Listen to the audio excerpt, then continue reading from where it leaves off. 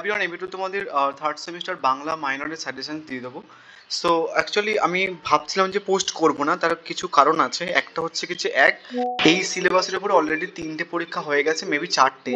তো 3টে পরীক্ষার কোশ্চেন আমি দেখেছি, তো 3টে পরীক্ষাতে আমি এই সাজেশনসের মধ্যে পার্টিকুলার এই ভিডিওতে যে প্রশ্নগুলো বলছি, এই পার্টিকুলার ভিডিওর মধ্যে যে প্রশ্নগুলো আছে সব কটা প্রশ্ন, ঠিক আছে, আমি তোমাদের বলেও দিচ্ছি, সব কটা প্রশ্ন বলতে গেলে পড়ে গেছে অনার্সদের, এমডিসি এবং মাইনরদের ফার্স্ট সেমিস্টার সব কটা পড়ে গেছে। ওই জন্য আমি পোস্ট করতে চাইছিলাম না। আর একটা কারণ হচ্ছে কি যে কিছু স্টুডেন্ট আছে যারা কমেন্টে গালাগাল দিচ্ছে, ইভেন তারপরে কিছু একটা কোনো একটা পার্টিকুলার ভিডিওতে বলছে তারা বাংলা মাইনরের সাজেশনস দাও।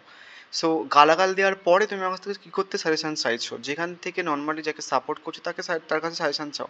ফালতু ভাই কী করে, মানে এমন করা দরকার কি? বাট কিছু স্টুডেন্ট আছে, তো সবার জন্য তো তাদের আর মানে এ করা যায় না, তো ওটার জন্য আমি পোস্ট করছি। আদারওয়াইজ আমার ইচ্ছে ছিল না পোস্ট করা, কয়েকটা কমেন্ট দেখলাম আমরা, সেটার জন্য। কোশ্চেন প্যাটার্ন তোমরা সবাই জানো যে কী কী কেমন ধরনের প্রশ্ন আসবে। এটা কোশ্চেন প্যাটার্ন, এটা হচ্ছে কি যে সিলেবাস, এটা মডেল 2 এর সিলেবাস, এটা মডেল 3 এর সিলেবাস। আমি আর কোশ্চেন প্যাটার্ন বা মডেলটিতে যাচ্ছি না। একটা ছোট্ট কথা বলবো, সেটা হচ্ছে কি যেটা ক্যালকাটা ইউনিভার্সিটি কী করছে সেই ব্যাপারে একটুখানি বলবো। দেখো কী করেছে ক্যালকাটা ইউনিভার্সিটি, লাইক হচ্ছে কিছু ধরো 2024 ফার্স্ট সেমিস্টারদের যে পরীক্ষা হয়েছিল এবং 2025 একটা পরীক্ষা হয়েছে, ঠিক আছে। কোশ্চেন্স ওপরে এই 2024 যে পরীক্ষাটা হয়েছিল কোশ্চেন পেপারে 2023 লেখা দেখতে পাবে, এবং 2025 যে পরীক্ষা হয়েছিল কোশ্চেন পেপারে 2024 লেখা থাকবে, বাট আমি এই কাউন্টে হিসেবে বলছি। তো কি করেছিল, অনার্সদের যে প্রশ্নগুলো দিয়েছিল সেগুলো হচ্ছে কি যে এমডিসি এবং মাইনরদের দিয়েছে, এবং মাইনর বা এমডিসি যে প্রশ্নগুলো দিয়েছে দেন সেগুলো এমডিসি দিয়েছে, এটা করছিল, ঠিক আছে। তো সেই হিসেবে বলতে গেলে যে কটা আমি প্রশ্ন রেখেছিলাম সব কটা প্রশ্ন মাইনর, এমডিসি এবং অনার্সদের চলে এসেছে। তো সেই জন্য আমার একটুখানি ডিফিকাল্ট হয়ে গেছিলো আমার পক্ষে যে অ্যাকচুয়ালি কোন প্রশ্নগুলো তোমাদের দেবো বলে। বাট তোমাদের একটা প্ল্যানিং বলবো যেটা করলে মোটামুটি তোমাদের হয়তো অনেকটা কম প্রশ্ন পড়তে হতে পারে। সেটা হচ্ছে কি যে মডিউল 1 এবং মডিউল 2 এর সব কটা প্রশ্ন করে নাও। যে কটা বলছি, ইভেন যে কটা বাদ দিতে বলছি, সব কটা প্রশ্ন করে নেওয়ার পরে মডিউল 3 থেকে ওনলি হচ্ছে কি যে 15 মার্কসের প্রশ্নগুলো করবে, 5 মার্কসের প্রশ্নগুলো আর করতে হবে না, ঠিক আছে। এই প্ল্যানিংটা করে নাও, এটা করলেই শুধু কম প্রশ্ন পড়তে হবে, আদারওয়াইজ কিচ্ছু করার নেই, তোমাদের কিন্তু বেশি প্রশ্ন পড়তে হবে, কিছু করার নেই, ঠিক আছে। তাও মডিউল 1 এর প্রশ্নগুলো দেখে নাও। প্রথম প্রশ্ন হচ্ছে কি যে বাংলা সাহিত্য সমাজে তুর্কি আক্রমণ ও তার প্রতিক্রিয়া সম্পর্কে আলোচনা করো, বা এই সময়কে বন্ধ্যা যুগ বলা হয় কেন। বা বলতে পারো যে বাংলা সাহিত্যের ক্ষেত্রে তুর্কি আক্রমণের ফলাফল, বা তুর্কি আক্রমণের গৌরবঙ্গের সামাজিক অবস্থা, বা তুর্কি আক্রমণের গুরুত্ব লেখো। তো অনেকভাবে কিন্তু প্রশ্নটা দেয়, দেখে নেবে সব কটা প্রশ্ন। নেক্সট এই প্রশ্নটা হচ্ছে কি যে এমডিসিদের এসছে, মানে এই পার্টটা এসছে। মাইনরদের প্রশ্নটা আমার দেখা হয়নি, মেবি ঐতিহাসিক গুরুত্বটা চলে এসেছে। মানে প্রশ্ন দেখা হয়নি বলতে আমি ভুলে গেছি অ্যাকচুয়ালি, যখন এই এখন ভিডিও পোস্ট করছি দেন সে ভুলে গেছে আমি। তো ঐতিহাসিক গুরুত্বটা দেখে নেবে তোমরা কিন্তু কি মানে যেটা বললাম, অন্য কোনো প্রশ্ন বাদ দিও না, কাদের কি পড়ে গেছে দেখো না। তোমার যেটা বললাম যে মডিউল 1 এবং মডিউল 2 ভালো করে কমপ্লিট করে নাও। নেক্সট হচ্ছে কি চর্যাপদের আবিষ্কার, প্রকাশকাল এবং প্রকাশনা সংস্থার নাম উল্লেখ করে চর্যাপদের সাহিত্যমূল্য বিচার করো, বা বলতে পারো যে চর্যাপদকে বাংলা চর্যাপদের ভাষাকে ছন্দ ভাষা বলা হয় কেন। আমি লিখেও দিয়েছি যে কোনটা, মাইনরের প্রশ্ন আর মেনশন করা হয়নি, হয়তো এই প্রশ্নটা মাইনরদের চলে এসেছে, তোমরা চাইলে কোশ্চেন পেপার দেখতে পারো। নেক্সট হচ্ছে কি যে বাংলা সাহিত্যের আদি যুগে নিদর্শন চর্যা প্রতিফলিত বাংলা সমাজ জীবনের পরিচয় দাও, বা বলতে পারে যে বাংলা আদিমতম সাহিত্যিক নিদর্শন বা চর্যাপদে সমকালীন বঙ্গদেশের সামাজিক জীবনের যে ছবি প্রকাশ পেয়েছে সংক্ষেপে আলোচনা করো, বা চর্যাপদের প্রতিফলিত সমাজ জীবনের পরিচয় দিয়ে লেখো। এবং এইটা হুবাহু হচ্ছে কি যে এমডিসিদের পড়েছে প্লাস মাইনরদের পড়েছে, তোমরা দেখতে পাচ্ছ যে প্রশ্নগুলো অনার্সে দিচ্ছে সেই প্রশ্নগুলো আবার মাইনরদেরও কিন্তু দিচ্ছে, এই এমডিসি দিচ্ছে, ইভেন এখান থেকে হয়তো মাইনরদেরও পড়েছিল। নেক্সট প্রশ্ন হচ্ছে কি যে শ্রীকৃষ্ণ কীর্তন কাব্যের রচনাকাল বিষয়বস্তু সংক্ষিপ্ত পরিচয় দিয়ে বাংলা সাহিত্য ইতিহাসে কাব্যটির অভিনবত্ব বিচার করো, বা আবিষ্কার প্রকাশ করে দিতে পারে, বা নাম নিয়ে বিতর্ক, বা প্রেমের কাহিনী যেটা লৌকিক প্রেমের কাহিনী সেটা দিতে পারে কিন্তু। এবং এই বছরটা হুবহু পড়ে গেছে অনার্সদের, এবং হয়তো মাইনর এমডিসিদের পড়েনি, মাইনর হয়তো কিছু প্রশ্ন এখান থেকে পড়তেও পারে। 6টা প্রশ্ন আমি রেখেছি, দেখো এখান থেকে মডিউল 1 থেকে 6টা প্রশ্ন রেখেছি। 5 মার্কসে তুমি এখান থেকে করতে পারো, আদারওয়াইজ নাও করলে পারবে, না করলেও চলবে। শুধু 5 মার্কসের জন্য এখান থেকে এই প্রশ্নটা করে রাখবে, তাহলে 7টা প্রশ্ন হলো। মডিউল 1 থেকে 7টা প্রশ্ন হলো, ঠিক আছে। দুটো মডিউল করতে বলেছি, তাহলে একটা মডিউল থেকে 7টা প্রশ্ন হলো। আর একটা মডিউল কি, মানবতার বসুর কবি পরিচয় বা কাব্য রচনার কাল সম্পর্কে আলোচনা করো, এই কবি কৃতিত্বের পরিচয় দাও। নেক্সট হচ্ছে কি যে বাংলা সমাজ জীবনে চৈতন্যদেবের অবদান আলোচনা করো। নেক্সট হচ্ছে কি তোমার বা অনুবাদ সাহিত্য বলতে কি বোঝো, বাংলা ভাষায় সাহিত্যিক প্রসিদ্ধ রামায়ণ রচয়িতার নাম লেখো, মানে কে রামায়ণ লিখেছেন তার নাম লিখে তার সাহিত্য সম্পর্কে আলোচনা করতে হবে অনুবাদ সাহিত্যের পয়েন্ট অফ ভিউয়ে। বাংলা রামায়ণ শ্রেষ্ঠ অনুবাদকের আবির্ভাবকাল ও পরিচয় দিয়ে তার নাম নির্দেশ করে তার কাব্যের বিশেষত্ব সম্পর্কে আলোচনা করো। অনুবাদ সাহিত্য সৃষ্টির কারণ এবং কৃতিবাসী রামায়ণের, তাহলে হচ্ছে কি তোমরা জানতে পারছো যে রামায়ণের ফেমাস বা মানে এক প্রসিদ্ধ রামায়ণ রচয়িতার নাম কি? কৃতিবাস। কৃতিবাসী রামায়ণের পরিচয় দিয়ে বাঙালির সমাজ জীবনের প্রভাব লেখো। সো ঠিক আছে, 3টে প্রশ্ন হলো মডেল 2 থেকে। নেক্সট হচ্ছে কি চরিত্র বা জীবনী সাহিত্য বলতে কি বোঝো? আধুনিক দৃষ্টিভঙ্গিতে চৈতন্য জীবনী কাব্যকে চরিত বা সাহিত্য বলা যায় কিনা আলোচনা করো। বা বলতে পারে যে বৈষ্ণব পদক্ষেপ হিসেবে চলে গেছে। দেখছো ডিরেক্টলি পড়ে গেছে একদম কিছু কিছু প্রশ্ন।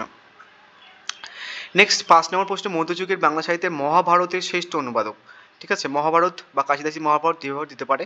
নেক্সট 6 নম্বর প্রশ্ন, শ্রীকৃষ্ণ কীর্তন কাব্যের আবিষ্কার রচনাকাল। ঠিক আছে, এটা আই থিঙ্ক পড়েছো বা চরিতার সমস্যা আলোচনা করো। নেক্সট মিথিলার কবি বিদ্যাপতি। তারপর হচ্ছে কি কৃতিবাস ওঝার শ্রীরাম পাঁচালী ঐতিহাসিক গুরুত্ব, এবং হচ্ছে কি চৈতন্য চরিত কাব্যের কাব্য হিসেবে চৈতন্য ভাগবত এবং শ্রী চৈতন্য চরিতামৃত। কি হয়েছে দেখো, আমি হচ্ছে কি যে এমডিসিদের এই প্রশ্নটা চলে এসেছে, বলেছিলাম মাইনাদের এটা আসবে, এটাও মাইনাদের দিয়ে দিয়েছে, এবং একটা দাগে দুটো রেখেছিলাম, এটা এমডিসি দিয়েছে, এটা মাইনাদের দিয়েছে। আমি তোমাকে কি বলবো অ্যাকচুয়ালি, কোন প্রশ্নটা বাদ দিয়ে কোনটা দেবো? ঠিক আছে, সো এটা হচ্ছে কিছু ব্যাপার, বাট কিছু করার নেই আমার আর।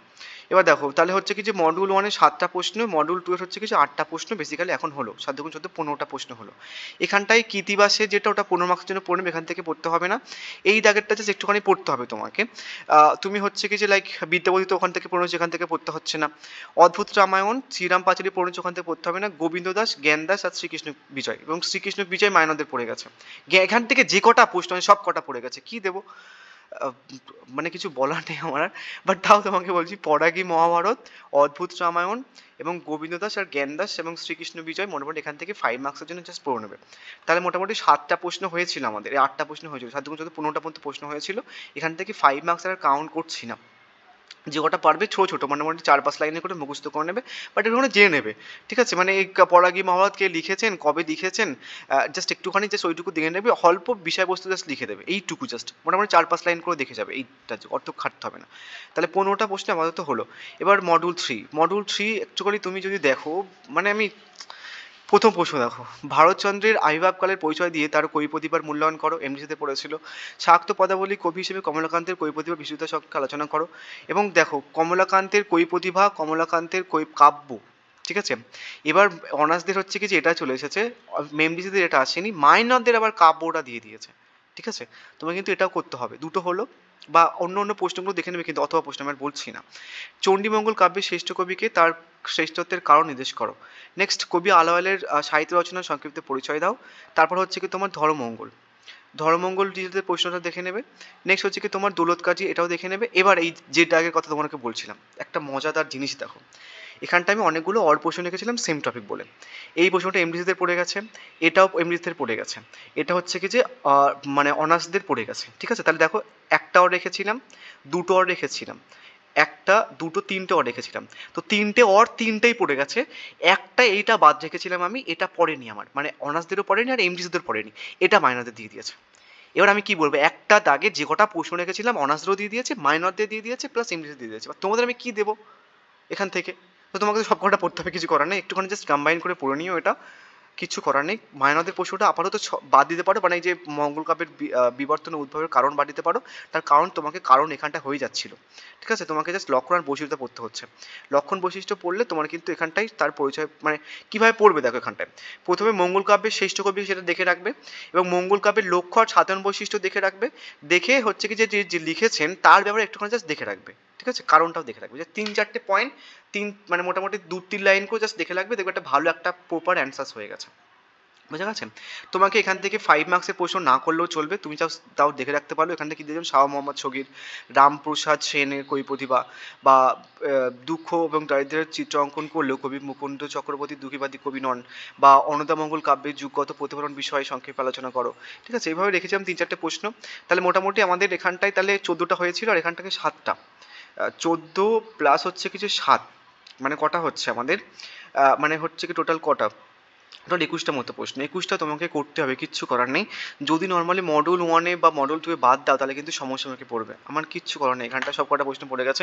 ইভেন আমি অন্য অন্য পেপারসের ক্ষেত্রেও দেখছি যে মাইনরদের মানে ইউজুয়ালি অন্য অন্য স্যার বা অন্য অন্য স্যার ম্যাডামরা কী ভেবে থাকেন যে ফার্স্ট সেমিস্টারদের 2025-এ যে মাইনরের প্রশ্নগুলো দিয়েছিল সেটা হয়তো থার্ড সেমিস্টারদের মাইনরদের দেবে না, ওটা কিন্তু কোনো পেপারসে ফলো করছে না, শুধু হিস্ট্রিটা ফলো করেছিল, দেন তারপরে আবার হিস্ট্রিটাও অবস্থা খারাপ করে দিয়েছে। তো ওই ব্যাপারটা কিন্তু ফলো করছে না যে মাইনরদের পড়ে গেছে বা এমনিতে পড়ে গেছে বলে তোমাদের দেবে না, এমন কিন্তু নয়। তোমাদের কিন্তু 21টা প্রশ্ন করতে হবে, একটুখানি ছোট করে হলেও দেখে যাও, কিচ্ছু করার নেই। তাও 7টা মানে অনেকটা প্রশ্ন তোমাদের কমিয়ে দিয়েছে best possible. So thank you.